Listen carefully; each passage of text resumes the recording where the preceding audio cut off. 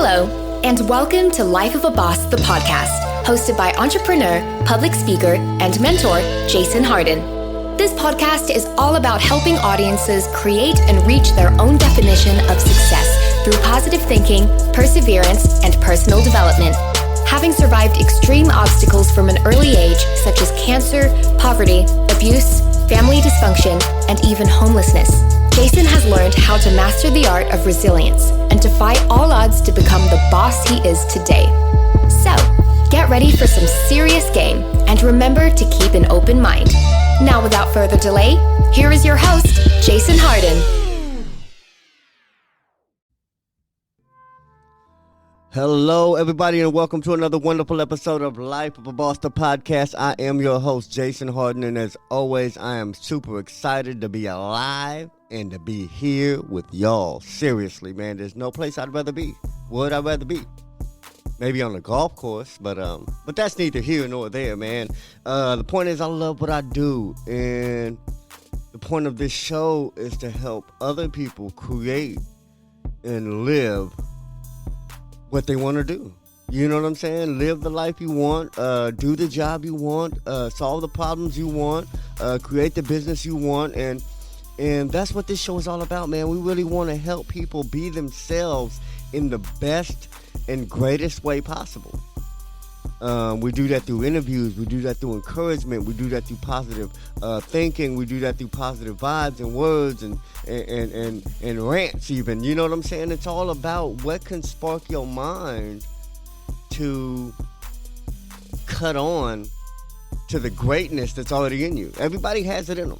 Everybody, all of y'all, anybody that can hear this, anybody that can watch this, anybody that can see this, anybody that's breathing and alive right now, there's greatness in you, but it's only up to you to cut it on like a light switch, and it's just that simple. Della Reese said, change your mind and you'll change your life, and that's really what this is. It's all about mind change. It's all about helping people get the right ideas and the right attitudes and the right thought processes and the right way to see things, the perspective, you know, because there is a right and wrong way to do shit. I'm not gonna lie. I'm not gonna say, hey, there's no wrong way. Believe me, there's a wrong way to think. There is a wrong way to think. And we try to eliminate that. You know, we try to interview folks and have other people that are successful doing what they love to do share their stories, so you can kind of see yourself in me and them and all the people that are on this show who are bosses, who are successful, who have found and created their definition of success and doing what they love and creating a life on their own terms. And that's what I want for all of you. I want all of you to be able to create the life you want on your own terms. That's what freedom is. You know, and earlier this week, we interviewed a wonderful brother named Anthony Douglas, man. This brother is talented in so many ways, but one way that stood out the most, that really displays this brother's talent, is his ability to create and pivot and make things happen out of nothing, and that's a boss to me. The reason why I had him on the show, because he was an absolute boss, not because he built this multi-million-dollar company and this you know what I'm saying, in this mega powerhouse brand, but because he started something and he's working the hell out of it. You know what I'm saying? And he pivots. The brother used to have a regular job, you know, 9 to 5, decent job, and then pandemic hit, and he had to figure out what to do. You know, before the pandemic hit, he had other products, man. This brother was making scented candles and beautifully packaged, beautifully labeled, wonderfully scented. I wouldn't know because I don't have a sense of smell, man. That's another story. But everybody loves his product. Everybody loves his flavors. Everybody loves his fragrances. And one day he had an issue. He had an issue with the commercial kitchen he was using to make all that stuff. So he didn't have the room to make all that stuff. And he had just reinvested like all your profits. You know, when, like, if you sell shirts and you go and you buy all these shirts and you sell out and you have all this money, and then you go re-up and buy all the shirts because you're about to double up, and then now you can't sell the shirts? Or now you bought all the materials and now you can't make them? Well, that was his situation. He had all these ingredients and everything he needed to reinvest into his candles, and his commercial spot was gone. His commercial kitchen was no longer available, so he couldn't use anything that he had. He was damn near dead broke. You know what I'm saying? Pandemic was here. There was really nothing that we could do to get money. Unless you was one of them PPP or EDD folks. But for a lot of entrepreneurs, we didn't know what to do in the beginning of the pandemic. We didn't see selling anything, man. Money was tight for everybody. This is before really anybody got their EDDs or PPP, so nobody was spending money like that. So I'm pretty sure he went through what a lot of us entrepreneurs went through, and was just maybe a little lost. Maybe some of you were a little lost right when the pandemic hit. All you business owners that were doing great, that were doing pop-ups, that were doing vending, that were doing trade shows, conventions, flea markets, swap meets, and things like that. All that was immediately a wrap for a while. So I can understand what he went through because I went through it. But anyway, he had to pivot. Now, he had all these ingredients, had all these materials, had really no money, and he had to pivot. He had to do something, and it's that entrepreneurial spirit, that entrepreneurial attitude that saved his ass, and that's the entrepreneurial spirit and attitude that I want all of us to instill within us to some degree, because it could be life-saving, man. He created a brand of lemonade. And interesting enough, it's called Life's Lemonade, and the sad little lemon is the logo. And because, when life throws you lemons and gives you lemons, it's usually not a good thing. It's usually misfortune and bad luck and anything like that. So it was called Life's Lemonade, and he turned Life's Lemonade into one of the greatest products, I'm sure, of his creation. And definitely a hot product in these streets. He sells out constantly. He has multiple flavors. He makes it very natural. Cooks down the hibiscus flowers into the actual syrups to you. You know what I'm saying? It's very quality controlled. It's very high standard and high quality by any person's degree. And the shit is delicious. You know what I'm saying? It's absolutely delicious. But what I'm saying is, he turned misfortune. He turned bad luck. He turned bad timing and pandemic and all that into a product and a business that is thriving. I mean, we've done events together. I've done events, and he's been a vendor at the same event. And when I see people just walking by with his bottles, just like, at every event there's that one table or that one food truck or that one booth that almost everybody hits. Almost everybody hits. And his is that one. Everybody who sees him at any event has to get his premium lemonade. And it's so crazy how something so simple or something so small as lemonade can make a big difference. And the moral of that story, and the moral of that those takeaways are this: there's no dream too big or too small. A lot of people think you have to dream big to make big things happen, but sometimes you just have to go all in on something small, something simple, something that you can master, that isn't rocket science necessarily. You know what I'm saying? Like me, I just make t-shirts. Anybody can make t-shirts. That's one of my businesses. It's one of the most lucrative businesses because it's a high markup value, low overhead, low production costs, low material costs, and it's almost like making CDs. CDs are what, like 10, 15 cents each. Their cost of production, but once you put something on that CD, once you put some art on it, once you put some vocals on it, that CD can be 10, 12, 20 bucks. Well, it used to be. We're not talking about CDs no more. Nobody listens to CDs now, but you get the idea. And T-shirts is the same thing. It'd be $5 T-shirts. I put a design on an original design out my brain on the T-shirt. Now it's a $30 T-shirt. You know what I'm saying? Water is pennies. You can buy a glass of water for pennies. Put some syrups and some sugars and some lemons in it, and now you got a $10 bottle of water.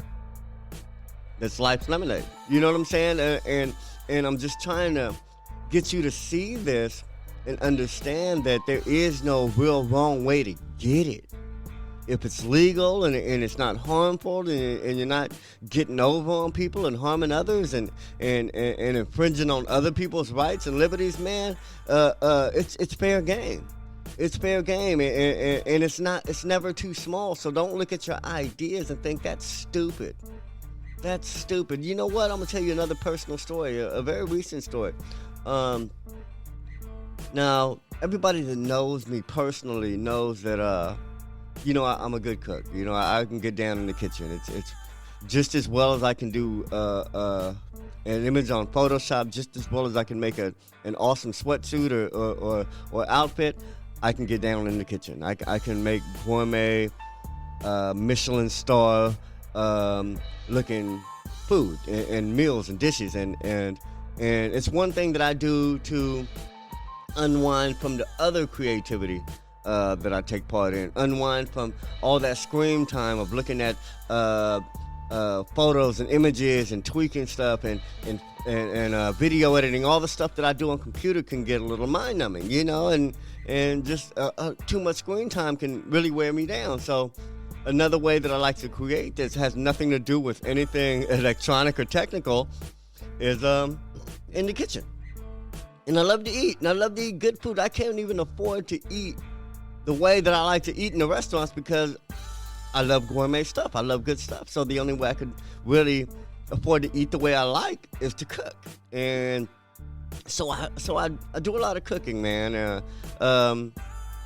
For myself, not so much, but when I have a family or when I'm taking care of kids or in any reason I need to cook, I'll cook, And sometimes just to be creative, sometimes I'll have a dish in mind. I'll be like, ooh, I can't wait to go home, and I'll try to make me some new ramen or something.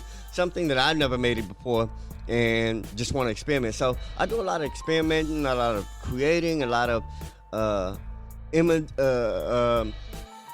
using of my imagination when I cook, and I don't use a whole lot of recipes. I cook from scratch a lot. I cook with by feel and by raw measurements. You know what I'm saying? No measuring spoons, no measuring cups. Just getting a feel. And I learned all that from my mother. But I say that to say this.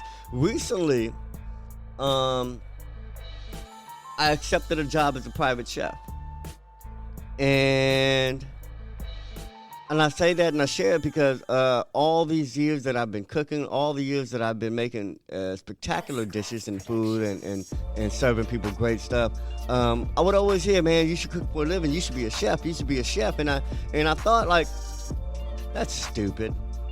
Literally, I thought that was a stupid idea. I'm like, cooking for other people, like that is not. There's nothing spectacular about that. I didn't see no glory. I just saw like a job, like almost a service job, like almost like cleaning your house. Like that's nothing I'd want to do, cook for other people. I like to do it because it's creative and it's fun, but to do that, professionally, I think would take all the fun out of it. I thought would take, my joy from it. I thought it would be like very, business like, like I tell people, like, the music business is more business than music. If you just love music, sing in the shower. But if you want to make some money with music, then that's when you enter the music business. It's more business. And so I thought, the food business is the same thing. It's going to be more business than creating and having fun. So, like I said, recently I just accepted this position as a private chef. And I did it because, like I said, I'm married now. So I do try to double down on income. I do try to help build my team and my family, which is my family. My team is my wife, my family is my wife. I don't have kids. Neither one of us do. So in response to being married and taking me and my wife, our team to another level, and to be able to have more options and to be able to save more money and create more opportunities, I accepted this position as a private chef. And the funny thing about it is that I've never worked for someone else as employment, not a client or whatnot, but I've never worked for someone else and enjoyed what I do so much. So long story short, too late, but long story short is like, this job as a chef is one of the funnest jobs and most exciting jobs I ever had working for someone else. You know, I love working for myself. I love doing what I do for myself. I love the unlimited opportunity that I create through my own business. And the cool thing is I still have that. I still do that. But to take another job doing something I love, it's like I really understand that you don't work a day in your life if you're doing something you love. And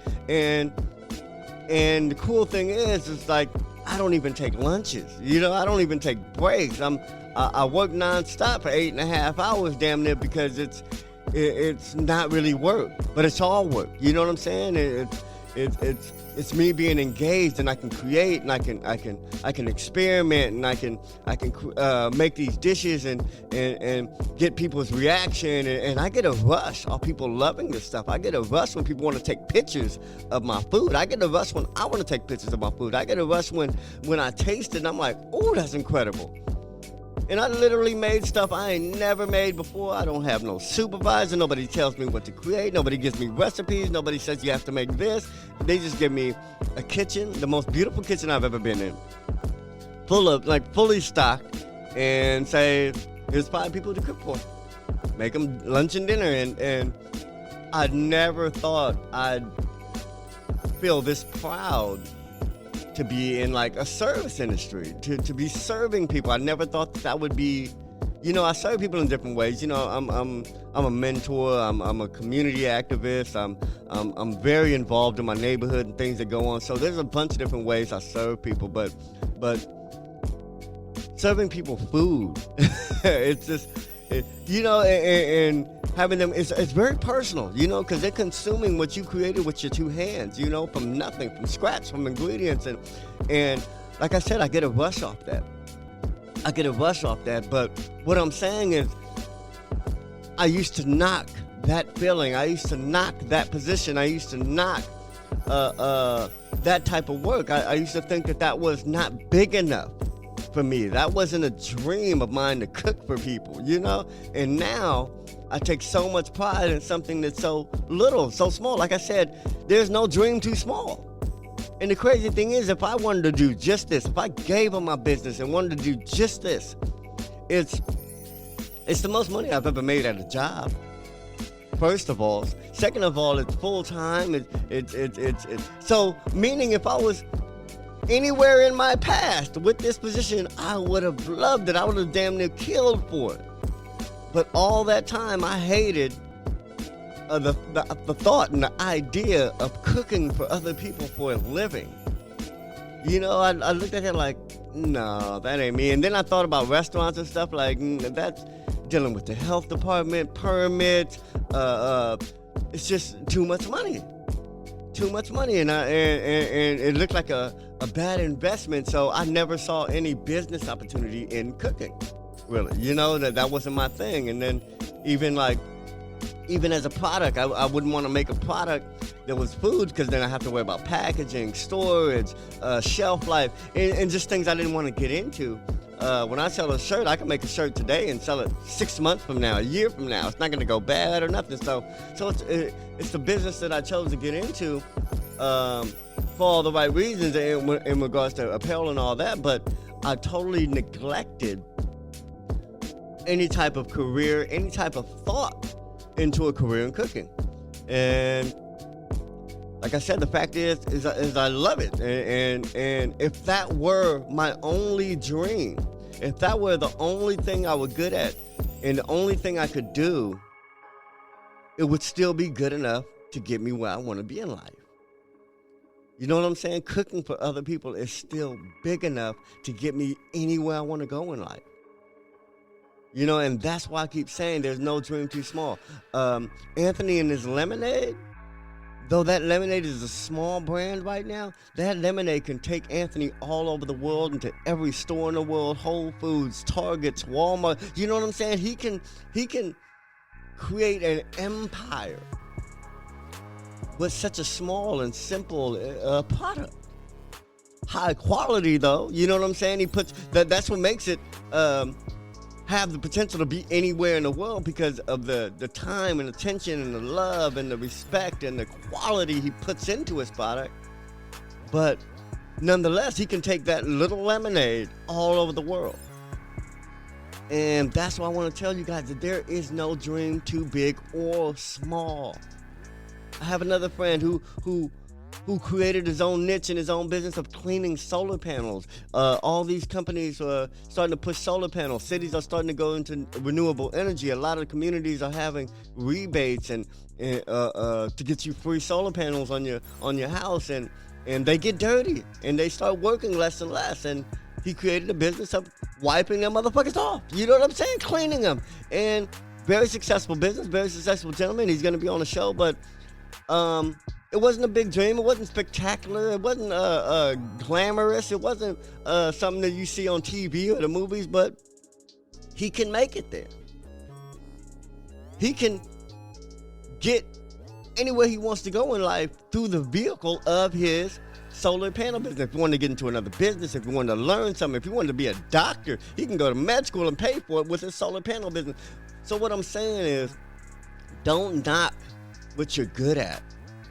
Don't knock what you're good at. Don't be great at something and then diss it like nobody cares. This is stupid. Wouldn't nobody pay for this? You know what I'm saying? Whatever it is. And don't hang around people who reinforce that negativity. Don't hang around people who agree with you when you down yourself, who agree with you when you say shit ain't gonna work, who agree with you when you don't want to do nothing. Don't hang around those people. Stay around people that keep that fire going in you, because that's what life's about, man. That burning fire and that desire and that drive to move forward and be where you want to be in life. To take any idea, big, small, middle size, into wherever you want to go in life, to whatever you want to have in life. Talent is a tool. And we can use our talents to build whatever we want to create for ourselves. And I want you guys to understand that, because like I said, I'm all about helping people create and live their own definition of success. And when I say your own, that means just that, man. Your own. You can't be duplicated. Original you. You know what I'm saying? So if you're good at something obscure, at something small, at something weird, at something different, don't knock it. Be all in on that weird, different, strange activity or talent or gift, and use it. Go all in on it. You know what I'm saying? And I promise you won't work a day in your life. Sounds cliche, but it's true. Anyway, man, I love y'all, man. Thank you for Anthony Douglas being on the show, man. Everybody get Life's Lemonade. Check out Life's Lemonade on Instagram, social media. Follow him. Order.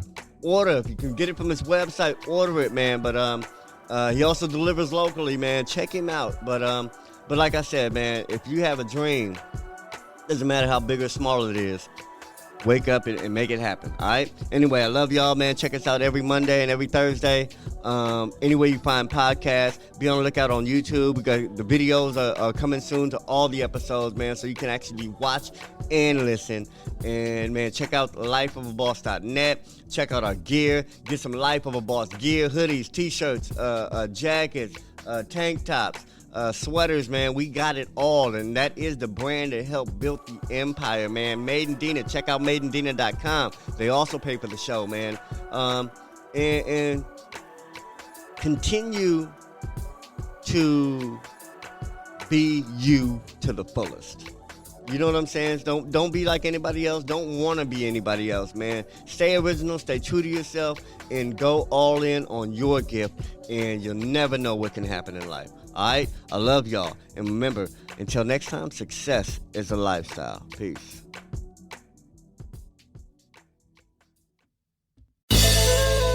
Did anything stand out to you in today's show? If so, let us know. Your questions, comments, and concerns are important to Jason, as he is determined to always deliver to you only the most impactful information and content. Until next time, please subscribe, like, comment, share, and leave a review whenever possible. You may visit lifeofaboss.net for more episodes and great resources to help you become the absolute boss that you were meant to be. You can also follow Jason on Facebook, Instagram, and Twitter at Hardin. Thank you. And never forget that success is a lifestyle.